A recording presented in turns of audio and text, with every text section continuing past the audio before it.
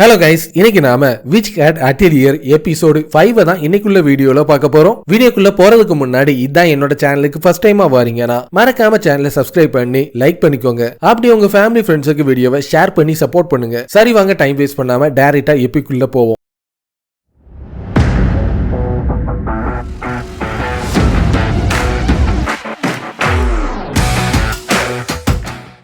Dragon வேகமா போய் டெட்டியாவோட க்ளோக்க கண்டுபிடிச்சிட்டு இருக்கும். அவங்க அங்க இருந்து தப்பிச்சு போவதுக்காக ட்ரை பண்ணிட்டு இருப்பாங்க. இருந்தாலும் ரிச்சி ஏற்கனவே உருவாக்கின ஹோலை நோக்கியே திருப்பி ஓடி வந்துட்டு இருப்பாங்க. நம்ம உடனே இங்க இருந்து தப்பிச்சு போய் ஏதாவது ஒரு இடத்துல ஒளிஞ்சே ஆகணும். ஏன்னா அந்த இடத்துல அதிகமான குளிரா இருந்துட்டு இருக்க. டிராகனோட சத்தத்தை கேட்டு டெட்டியா பயந்து நடுங்கிட்டு இருப்பான். இது எல்லாமே என்னோட தப்பு தான், என்ன மன்னிச்சிரு. நீ இந்த ஹேட்டை விட்டுட்டு வந்துட்ட, இதை நீயே வச்சுக்கோன்னு அவளோட கிளாக்க கலட்டி இது இப்போ உனக்கு தான் முக்கியம்னு எடுத்து கொடுத்துட்டு அவ பக்கத்திலே வந்து உட்கார்ந்துட்டு இருப்பான். ஃபர்ஸ்ட் டைமா இந்த கிளாக்க நான் போடும்போது பயத்துல நடுங்கிட்டு இருந்தேன். யாருமே அதை பார்க்கவே இல்லை. ஆனா நான் பார்க்கிறதுக்கு ஒரு விச்சு மாதிரி லுக்ல இருக்கேன்னு தெரிஞ்சக்கு அப்புறம் தான் வெளியே எனக்கு தைரியம்னா என்னன்னு வந்துச்சு. இது என் கூட இருக்கும்போது நான் ரொம்ப சேஃபா தான் ஃபீல் பண்ணிட்டு இருந்தேன். ஆனா இப்போ இது உனக்கு தான் அதிகமா தேவைப்படுது. என்ன சொன்னேன்னு அவளை சுத்தி ஒரு காட்டன் பால் மாதிரி ஒன்னு உருவாக்கிட்டு கொஞ்ச நேரத்துக்கு முன்னாடி இது எல்லாமே உன்னோட தப்பு தானே, உன்னை அந்த மாதிரி பார்த்ததுக்கு என்ன மன்னிச்சிரு. உன்னை விடவும் அதிக வருஷமா இந்த ஃபீல்ட்ல இருந்துட்டு இருக்கேன். உதாரணமா சொன்னோம்னா நான் சீனியரா இருந்து உன்னை நல்லபடியா பாதுகாத்திருக்கணும். ஆனா என்னோட பயத்தினால அது எல்லாத்தையுமே நான் பண்ண தவறிட்டேன். ஆனா அந்த மாதிரி எதுவுமே கிடையாது. இப்ப நீ என்ன பாதுகாப்பா தானே வச்சிட்டு இருக்க. இந்த ஸ்பெல் ரொம்ப வார்மா இருந்துட்டு இருக்கு. ஆபத்துல இருந்துட்டு இருக்கிற நேரத்துல நான் ரொம்ப சூப்பர் ரிலாக்ஸா இருந்துட்டு இருக்கேன். இந்த அளவுக்கு ஒரு பவர்ஃபுல்லான மேஜிக் பவரை நான் பார்த்ததே கிடையாது. அந்த அளவுக்கு ரொம்ப அமேசிங்கா இருந்துட்டு இருக்கு. இது என்னோட ஓன் கிரியேஷனால உருவாக்கி இருக்கேன். சின்ன வயசுல நான் தூங்கிட்டு இருக்கும் போது வானத்துல கிளவுட் மேல இருந்து படுத்து தூங்குற மாதிரி எனக்கு ஒரு கனவு ஒண்ணு வந்துச்சு. அதை பயன்படுத்தி தான் நான் இதை உருவாக்கவே செஞ்சேன். கவுன்சில சேர்ந்தவங்க மட்டும் எனக்காக அப்ரூவல் கொடுத்தாங்கன்னா எல்லாராலையும் இத நல்லா ஃப்ரீயாவே யூஸ் பண்ண முடியும். உன்னோட கிளாக்க நீயே போட்டுக்கோ. எக்காரணத்து கொண்டும் நோவிஸ் கார்க்ல நம்ம கிளாக்க கழட்டவே கூடாது. சேஃபாவே நம்ம எல்லாருமே ஒன்னா சேர்ந்து எல்லாருமே ரியலான விச்சா மாறுவோம்னு எனக்கு நம்பிக்கை இருந்துட்டு இருக்குன்னு அவங்க சந்தோஷமா பேசிட்டு இருக்க. நீங்க பேசுறது எல்லாமே எனக்கு நல்லாவே கேட்டுட்டுன்னு ஆகட் அந்த இடத்தை நோக்கி வந்துட்டு ரூபா. வெளியே ரொம்ப குளிரா இருந்துட்டு இருக்குன்னு ரிச்சியும் அங்க வந்துட்டு இருக்க. மத்தவங்க எல்லாருமே பறக்கிறதுக்கு இதை யூஸ் பண்ணு நீ ஆசைப்பட்டீங்கன்னா அதுக்கு தேவையான கிளவுடான மெட்டீரியலா இருக்கிற காட்டன் உனக்கு தேவைப்படும். ஆனா அந்த மாதிரி இருந்தனா இதை ஒரு நார்மலான மேட்ரஸா மாத்திடுவாங்கல்ல. கனவு பத்தி பேசுறதெல்லாம் நல்லதுதான், ஆனா ரியாலிட்டியும் கொஞ்சம் பாருங்க. இப்ப நம்ம உடனே இங்க இருந்து தப்பிச்சு போயே ஆகணும். அதுக்கு ஏதாச்சும் ஐடியா இருந்தா ஏதாச்சும் சொல்லுங்க. இந்த மொத்த ஏரியாவுமே ஸ்பெல்லால தான் இயங்கிட்டு இருக்கு. அதனாலதான் நம்ம எங்க ஓடினாலும் ஒரே டைரக்ஷன் நோக்கி திருப்பி வந்துட்டு இருக்கோம். ஃபார்பிடன் மேஜிக்கை பயன்படுத்தி தான் இது எல்லாத்தையும் பண்ணிருக்காங்கன்னா கண்டிப்பா காஸ்டிங் சீல் பக்கத்துல இருந்தே ஆகணும். காய்ஸ், அந்த காஸ்டிங் சீலை நான் பார்த்தேன்னு அவ ஏற்கனவே பார்த்ததை அவங்க எல்லாருக்கும் காட்டிட்டு இருப்பா. இங்க இருந்து பார்க்கும்போது டிராகன் முன்னாடியே விடவும் ரொம்ப பெருசா இருக்கிற மாதிரில தெரியுது. டிராகன் அந்த காஸ்டிங் சீல பாதுகாத்துட்டு இருக்குன்னா அதை தோக்கடிச்சா மட்டும் தான் நம்மளால அது கிட்ட நெருங்க முடியும். என்னோட ஃபயர் மேஜிக் தான் அதுக்கு கரெக்டா இருக்கும்னு அவ எடுத்துட்டு இருக்கும்போது இல்ல, உன்னோட ஃபயர் மேஜிக்கை பயன்படுத்தி அதை உன்னால எதுவுமே பண்ணவே முடியாது. அப்ப நான் என்னோட ஃபயர் மேஜிக் ஒன்னத்துக்கு உதவாதுன்னு நீ சொல்ல வரியா? நான் அந்த மாதிரி சொல்லவே இல்லை. நீ கொஞ்ச நேரத்துக்கு முன்னாடி உன்னோட ஃபயர் மேஜிக்கை யூஸ் பண்ணிருக்கும் போது அது அந்த டிராகனை ஃப்ளோ ஆக்கிச்சு தவிர அது எந்த விதத்திலையும் காயப்படுத்தவே இல்லை. அதனால நான் என்ன சொல்ல வரேன்னா ஃபயர் மேஜிக்கை பயன்படுத்தி அதை தோக்கடிக்க வாய்ப்பே இல்லை. உன்கிட்ட ஏதாச்சும் ஐடியா இருந்தா சொல்லு. நம்ம அதை தோக்கடிக்காம விடுறதுதான் நல்லது. கொஞ்ச நேரத்துக்கு முன்னாடி ஒன்னா அந்த மாதிரி தப்பா பேசுனதுக்கு கலைக்கிறதுக்கு இது நல்ல டைமே கிடையாது. நான் ஒன்னும் உங்களை நக்கல் பண்ணவே இல்லை. நீயும் டெட்டியாவும் தான் எனக்கு இந்த ஐடியாவே கொடுத்தீங்க. என்கிட்ட ஒரு பிளான் இருந்துட்டு இருக்கு. அது கரெக்டா வேலை செய்யுமா இல்லையான்னு எனக்கு தெரியாது. ஆனா அதை ட்ரை பண்ணி பார்க்கறதுக்கான டைம் வந்துட்டுன்னு என்னோட பிளானே டெட்டியாவோட கனவை நிறைவேற்றுறது தான். நீ எதை பத்தி பேசிட்டு இருக்க? ஒழுங்கா சொல்லு. இந்த இடமே ரொம்ப குளிரா இருந்துட்டு இருக்கு. ஆனா டெட்டியாவோட கிளவுடுக்குள்ள இருக்கும்போது அது சேஃபாவும் ரொம்ப வார்மாவும் ஃபீல் ஆயிட்டு இருக்கு. டிராகனுக்கு ஒரு பெரிய பெட்டை ஒண்ணு நம்ம ரெடி பண்ணி கொடுப்போம். அதை பயன்படுத்துறது மூலமா டிராகன் கண்டிப்பா நம்மள அட்டாக் பண்றதையே மறந்து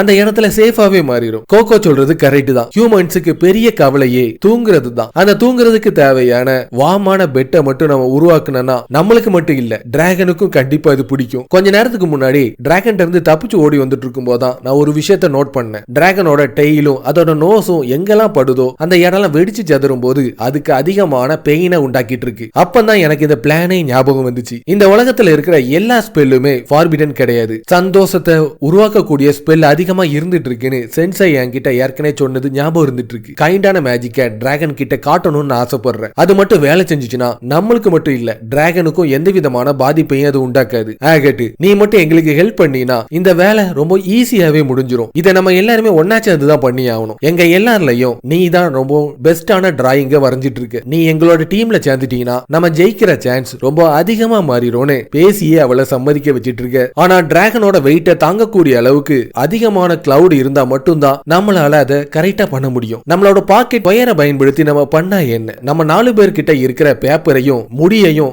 ஏன் ட்ரெஸ் வரைக்கும் யூஸ் பண்ணா கூட அது பத்தவே பத்தாது. அப்பதான் அவளுக்கு ஒரு ஐடியா வந்துட்டு இருக்கும். கொஞ்ச நேரத்துக்கு முன்னாடி வால் பிரேக்கர் ஸ்பெல்ல யூஸ் பண்ணி ரிச்சி ஒரு ஓட்டை ஒண்ணு போட்டிருப்பா. அது மூலமா அதிகமான சாண்ட் உருவாயிருக்கும். அந்த சாண்டை பயன்படுத்துறது மூலமா நம்மளால டிராகனுக்கு ஏத்த மாதிரி ஒரு பெரிய கிளவுடையே உருவாக்க முடியும்னு இந்த சின்ன வேலையை நானே பாத்துக்கிறேன்னு வேக வேகமா அதிகமான டிராயிங்ஸ் ஃபாஸ்டா வரைஞ்சிட்டு இருக்கேன். டெட்டியா உன்னோட ஸ்பெல்ல பயன்படுத்தி சென்ட்ரல் பிளாசா கிட்ட எல்லா சாண்டையும் கேதர் பண்ணு. அது எல்லாத்தையுமே ஒரே இடத்துக்கு கொண்டு வர்ற வேலையை நான் பாத்துக்கிறேன். அப்புறம் நான் என்ன பண்றது, உன்னோட பிளானை நான் ஏத்துக்கிட்டேன். இருந்தாலும் நம்பக்கூடிய வகையில உன்னோட ஸ்பெல்லோட ஸ்கில் லெவல் இல்லவே இல்லை. அதனால எதுவுமே பண்ணாம இருக்கிறதா உனக்கு நல்லதுன்னு அவங்க எல்லாருமே அவங்களோட வேலையை பார்க்கறதுக்காக போயிட்டு இருப்பாங்க. அகட்டி ஏற்கனவே கசக்கி தூக்கி போட்ட பேப்பரை திறந்து பார்த்துட்டு இருப்பா. அதுல இருக்கிற சர்க்கிள் எல்லாமே ரொம்ப பெர்ஃபெக்ட்டா இருந்துட்டு இருக்கும். எப்படி அது எல்லாத்தையுமே பண்ணிட்டு இருக்கான்னு கிட்ட போய் பார்த்துட்டு அடுத்ததா டெட்டியாவும் ரிச்சியும் எந்த மாதிரி பண்ணிட்டு இருக்காங்கன்னு அது எல்லாத்தையுமே பார்த்தோன்னா அவளுக்கு ஒரு ஐடியா ஒண்ணு வந்துட்டு இருக்கும். அவங்களால அது முடியுதுன்னா கண்டிப்பா என்னாலேயே முடியும்னு வேக வேகமா வரைய தொடங்கிட்டு இருப்பா. கொஞ்ச நேரத்துல அந்த இடம் ஃபுல்லாவே இருள் சூழ்ந்துட்டு இருக்கும். அவங்க கிட்ட இருக்கிற பேப்பரும் காலி ஆயிட்டு இருக்கு.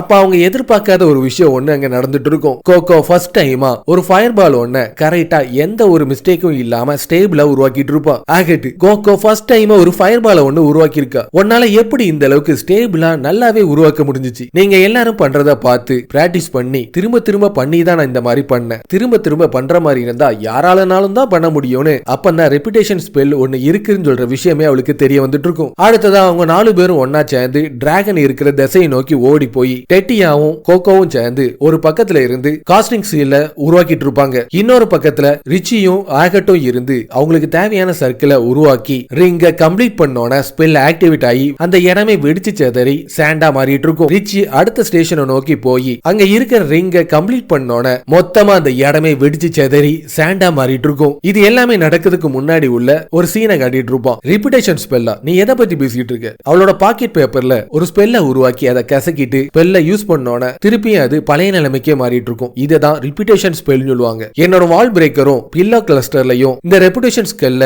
காம்பினேஷனா நம்ம யூஸ் பண்றது மூலமா சாண்ட் மொத்தத்தையுமே கிளவுடா மாத்தி இந்த டிராகனுக்கு தேவையான அளவுக்கு 5 மடங்கு பவரை நம்மளால உருவாக்க முடியும். இது எல்லாமே பொசிஷனுக்கு வரும்போது பீஸ்டோட வெயிட் எல்லாமே இந்த ஃப்ளஃபினஸ்ல மெயின்டைன் ஆகி அதுக்கு அது பிடிக்கவும் வாய்ப்பு இருந்துட்டு இருக்கு. அதே மாதிரி கோகோவோட ஐடியா கரெக்டா வேலை செஞ்சு டிராகன் ஆசைப்பட்ட மாதிரியே ஒரு ஃப்ளஃபியான குஷனை உருவாக்கிட்டு இருப்பாங்க. இதுதான் நம்மளுக்கு கரெக்டான சான்ஸ்னு அவங்க அங்க இருந்து தப்பிச்சு ஓடிட்டு இருக்கும்போது டிராகன் இந்த அளவுக்கு சந்தோஷமா இருக்கிறத பார்த்தாலே ரொம்ப நிம்மதியா இருந்துட்டு இருக்கு. என்னோட ஸ்பெல்லால மத்தவங்களுக்கு சந்தோஷத்தை கொடுக்க முடியும்னு ஃபர்ஸ்ட் டைமா நான் பார்க்கும்போது எனக்கு அது சந்தோஷமா தான் இருந்துட்டு இருக்குன்னு காஸ்டிங் சீல் இருக்கிற இடத்தை கண்டுபிடிச்சிட்டு இருப்பாங்க. இந்த ஸ்பெல் பார்க்கறதுக்கே கொஞ்சம் வித்தியாசமா இருந்துட்டு இருக்கு. இதுக்கு முன்னாடி இதே மாதிரி ஒண்ணு நான் பார்த்ததே கிடையாது. கண்டிப்பா நம்ம சென்சைக்கு தெரிய வாய்ப்பு இருக்குன்னு அவங்க அதை பார்த்துட்டு இருக்கும்போது கிரிஃபரி பட்டியோட உதவியோட அவங்க எங்க போயிட்டாங்கன்னு தெரியலையேன்னு பின்தொடர்ந்து ஒரு சந்துக்குள்ள வந்துட்டு இருப்பான். அங்க ஏற்கனவே கான்ஜரிங் இங்கோட ஸ்மெல்ல பயன்படுத்தி பட்டி அந்த இடத்தை கண்டுபிடிச்சிட்டு இருக்கும். ஸ்டோனை மேல தூக்கி பார்த்துட்டு இருப்பான். திடீர்னு அந்த இடத்துல ஒரு ஸ்பெல் ஒன்னு ஆக்டிவேட் ஆகி அந்த இடமே வெடிச்சு செதறிட்டு இருக்கும். கோகோவோ மத்தவங்க இருந்துட்டு இருக்க அந்த இடத்துக்குள்ள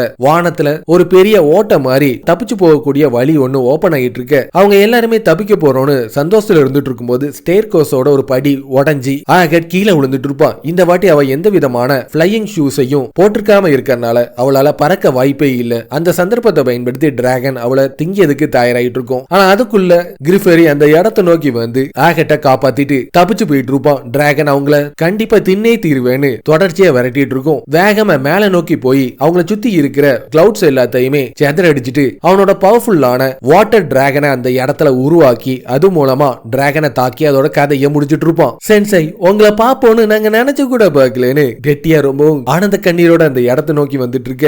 நீங்க எப்படி இந்த இடத்தை கண்டுபிடிச்சீங்க? உங்களை தேடி நான் எல்லா இடத்துலயும் அலையும் போதுதான் ஒரு ஸ்பேஸ் இருக்கு தெரிய வந்துச்சு. அதை ஓபன் பண்ணோட தான் இந்த இடத்தை நோக்கி என்ன கொண்டு வந்துச்சு. கோகோ எங்க போனான்னு அவங்க தேடிட்டு இருப்பாங்க. அப்போ கோகோ திடீர்னு ஒரு இன்ஃபினிட்டியான ஒரு உலகத்துக்குள்ள இருந்துட்டு இருப்பா. நான் பல வருஷத்துக்கு முன்னாடி விதைச்ச சீடு இந்த அளவுக்கு பிரமாதமா வளர்றதெல்லாம் பார்க்கும்போது சந்தோஷமா இருந்துட்டு இருக்கு. நான் கொடுத்த அசைன்மெண்ட் எல்லாத்தையுமே நீ நல்லா தான் பண்ணிட்டு இருக்க. அதோட growth என்னால பார்த்தாலே நல்லாவே தெரிஞ்சுக்க முடியுது. இப்ப நான் உனக்கு ஒரு gift கொடுக்கிறதுக்கான டைம் வந்துட்டு. இந்த மேஜிக்க கிரிஃபரியால கூட உனக்கு கத்து கொடுக்கவே முடியாது. கரெக்டான டைம் வரும்போது அது உனக்கே தெரிய வரும்னு அவ அங்க இருந்து கிளம்பிட்டு இருப்பா. கோகோ கண்ணை முழிச்சிட்டு திருப்பி நம்ம காலையின்குள்ள வீட்டுக்குள்ளேயே வந்துட்டோமா, ஆகட்டுக்கு என்னாச்சு, நான் நல்லா தான் இருந்துட்டு இருக்கேன்னு நீ கொஞ்ச நேரத்துக்கு முன்னாடி டவர் ஸ்டேஸ்ல மயங்கி இருந்துட்டு இருந்த பிரிம்ட் கேப்ஸை சேர்ந்தவங்க ஏதாச்சும் ஒண்ணு பண்ணிட்டாங்களா? இல்ல எனக்கு எதுவுமே ஆகல. இருந்தாலும் உங்க எல்லாரையுமே இந்த பிரச்சனையில மாட்டி விட்டதுக்கு என்ன மன்னிச்சிருங்க. டெட்டியா ஏற்கனவே நடந்த எல்லாத்தையுமே என்கிட்ட சொல்லிட்டா. நீ தான் இங்க இருக்கிற எல்லாரையுமே காப்பாத்திருக்க. ஐடியான்னு சொல்றது ஸ்பெல் காஸ்டிங்க உருவாக்குறதுக்கு ஒரு முக்கியமானதா இருந்துட்டு இருக்கு. அதை நம்ம கடுமையா ட்ரைனிங் எடுக்கிறது மூலமா தான் டேலண்டா நம்ம ரிலீஸ் பண்ணிட்டு இருக்கோம். கோகோ நீ உண்மையிலேயே சாதிச்சிட்டேன்னு